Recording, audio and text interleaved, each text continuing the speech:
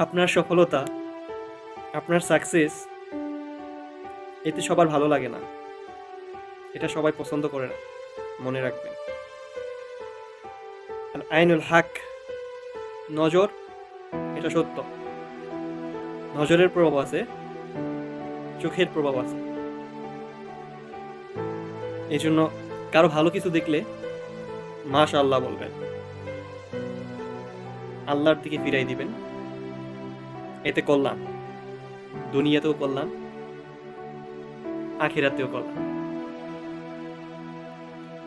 আপনি যদি জীবনে সফল হন, সাকসেস হন, আপনাকে নিয়ে সমালোচনা করবে না, জেলাসি করবে না, এমন লোক খুঁজে পাওয়া ডিফিকাল্ট।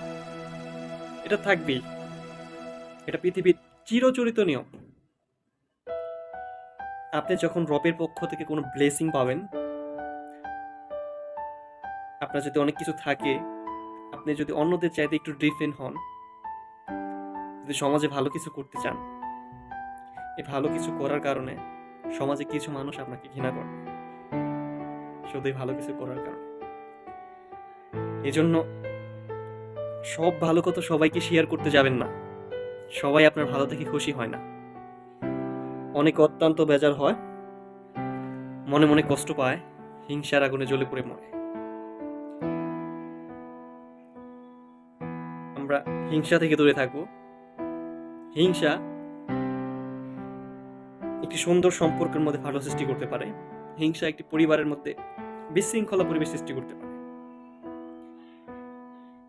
আমরা তো সূরা ফালাকের মধ্যে প্রায় পড়ি, ওমিন শাররিল হাসিদিন ইযা হাসাদ। হে আল্লাহ, হিংসুকের হিংসা থেকে তুমি আমাদেরকে রক্ষা করো, হিংসুকের হিংসা থেকে তুমি আমাদেরকে দূরে রাখো।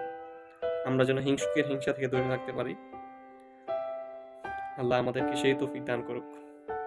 আমিন।